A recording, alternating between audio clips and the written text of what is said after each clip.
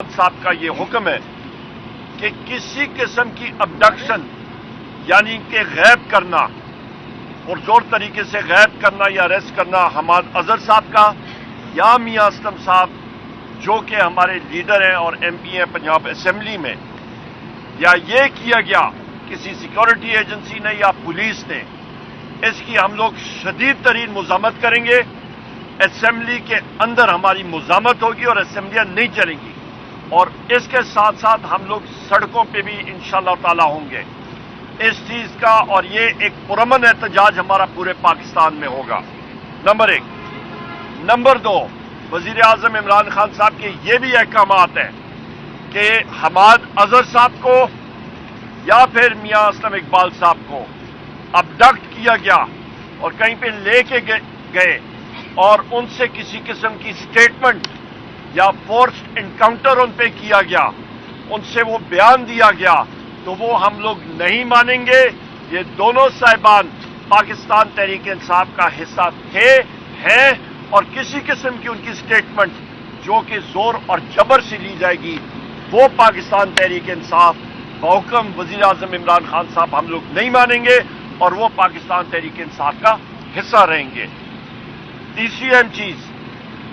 वजीर आजम इमरान खान साहब का यह भी हुक्म है कि हमाद अजहर साहब और मियां असलम साहब अपनी कानूनी कार्रवाई करके और फिल्म और वो बाहर आए और पंजाब में पार्टी को लीड करें। यहां पे वजीर आजम इमरान खान साहब का ये भी मुल्क को वो याद दिला रहे थे जो इसी जगह पे हमने तकरीबन दो हफ्ते पहले भी बात की थी,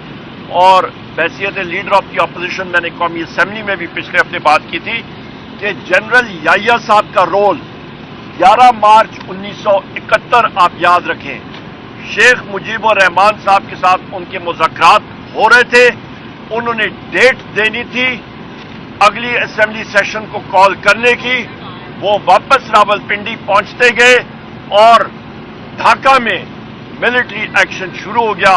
और फिर जिस तरह कहते हैं कि उसके बाद 16 दिसंबर 1971 हुआ और पाकिस्तान 2 लाख हुआ। वो फैसला सिर्फ और सिर्फ जनरल याहिया साहब का था, फर्द वाहिद का था, और ये हमूद रहमान कमीशन रिपोर्ट में बात लिखी गई है। इस वक्त भी जो फैसले हो रहे हैं, वज़ीर आज़म साहब ने वाज़ेह तौर पे कहा है कि फर्द वाहिद के हैं, और जिस तरह की 1971 में पाक फौज उन फैसलों में मुलवस नहीं थी, सिर्फ एक वाहिद शख्स का फैसला था जनरल याहिया का, जो चीफ मार्शल एडमिनिस्ट्रेटर भी बनना चाह रहा था और प्रेसिडेंट भी, और दोनों पोजीशनें रखना चाह रहा था, और उस फर्द वाहिद के फैसले से मुल्क 2 लाख हुआ।